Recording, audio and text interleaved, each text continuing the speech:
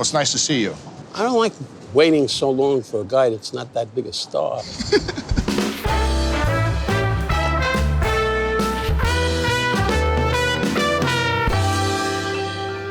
You're the last guy I would expect to see at the beach. I picture you at the beach in like black socks and eating a hot dog with mustard. Where was the first place that Stan Irwin, your manager, saw you perform? He wasn't my manager. No? Henry Slate ran the place, but he was very involved. A guy called Lenny Bruce. Another politically correct comment. Yeah. They thought he was a little too dirty at that time. Yeah. So they asked me to come take his place. I got in the Slate Brothers, and all of a sudden I became a thing. And they were lining up to see me. Would you scan the audience during the opening and kind of start to pick people out that you knew you could do stuff on, or would it just happen in the moment? At the moment, I never look and say, I'll pick on this guy. There's a lot of people here. Look at these people here. Ooh. This was not a rehearsed thing. It was in my personality. So your act was never the same? No. One night to the next? I have a beginning, opening, and ending. You're kind of there, present in the moment, and then it's on to the next, right? That's it, yeah. I'll tell you this. What am I, on the Titanic? I'll tell you this. I'm staggering. I didn't even have a drink yet, for Christ's sake. Did you ever write a screenplay? I had trouble getting out of high school. For Christ's sake. Right. Cat was a tough word for me to spell.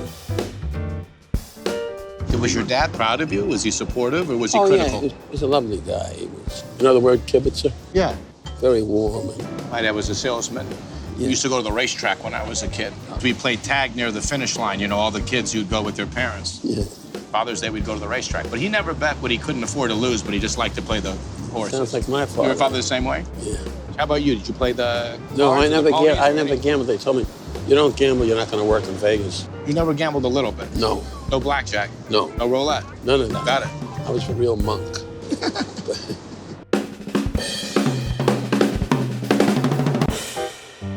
So you started just joking around, making people laugh? Yeah, yeah. Well, when did you figure out you could get paid for it, or what was your first gig? Hey, I'm 90. Yeah, I know. My first gig was with Rabbi Schwartz in the Bible 100 years ago. There's the wife, huh? She's built like my wife. Ooh. Same type. My wife takes off her bra at night and the head hits the sink. Was one of the first big places you played was the Sahara? I played the Golden Nugget, too. You'd have a midnight show at 2 o'clock and then a 5 a.m. Right. Are these morning joggers coming to the 5 a.m.? No. Or these are people who've been up all night and didn't get lucky? No, they were waitresses and eat. After the 5 o'clock show, would you be up a little bit afterwards and then go to bed? Yeah. We'd go to Lake Mead, water ski. Nobody believes it the way I am today. And you were single then when you first started? There was a lot of fired cocktail waitresses, I'm assuming. They all have children by me. Yeah. Hi, Mother. May I talk to you a moment? Thank you. What is your name? Edna Edna? Edna what? Winger. Edna Winger. Oh. Nobody likes a wise guy, lady. What about this Ralph Lamb character? Did you ever meet him, the Vegas cowboy sheriff? Oh, yeah. Hello. The stories were famous about him that he would kind of keep the outfit and stuff in check in their casinos, that he was kind of related to the senator and... He wasn't, a guy that I hung out with. Right? There's no... I don't have a wire, Don. I'm just asking. It's just me talking to you. I felt that. I think the statute of limitations are well done. You got that look, the cop look. Well, I'm just asking you. It's just two guys talking next to the ocean like guys do. You know that.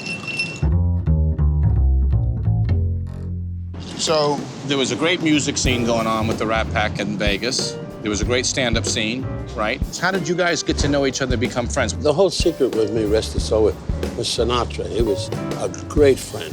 We used to go to the steam room every night. That's the story. They would sit and drink the water and... The vodka, yeah. Hear the dog. I like that. Like a gentleman would after a cocktail waitress encounter. I know where your head's at, and I like that. Johnny Carson also was a big booster for me. Yeah. He threw me in a pool once. Just horseplay. Socially, he wasn't like to mix with too many people. Just shy? He wouldn't do something like this. Who would? Well, you probably need to work.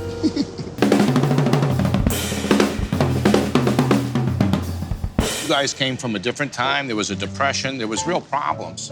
So the sense of humor, the entertaining, you had a lot more strength. It feels like the comics today aren't coming from an authentic place and not apologizing for it. People are more concerned about how they're going to be perceived. That's the take I have on it. Well, I used to be like that. Yeah. But I always had that reputation of making friends. It sounds crazy. making friends of what I do, you know. You tease each other, you joke about each other's backgrounds, Oh, yeah. right? Oh, yeah. And you actually would bring people closer by doing it. Oh, yeah. Oh, yeah. Johnny has been a friend of mine for a lot of years. I've been out with you quite a few times in California. I want to say publicly, he's definitely cheap.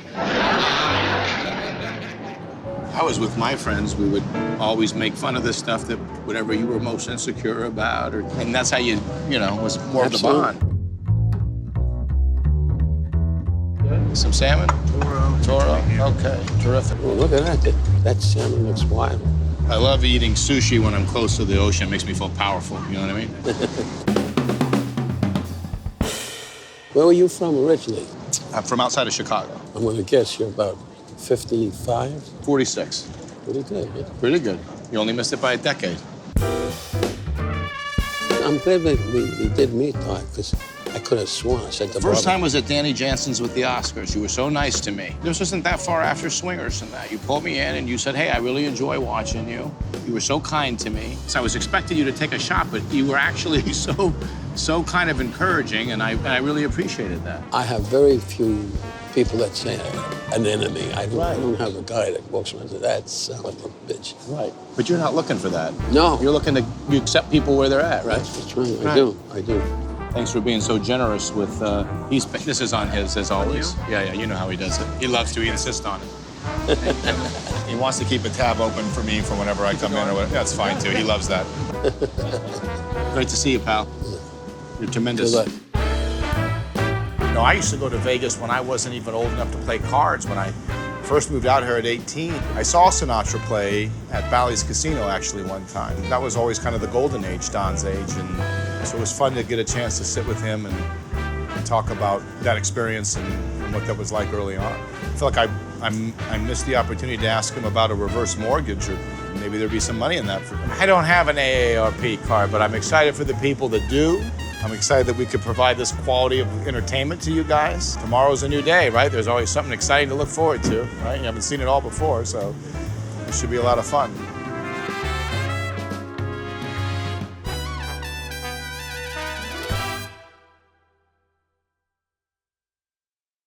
What it do? It's your boy Big Snoop Dogg, and I need y'all to go subscribe right now to the AARP channel. You know what I'm talking about? So you can see Don Rickles and see his right-hand man, no, his left-hand man, Snoop Dogg, live and direct. Go subscribe right now. What you waiting on? What do you say?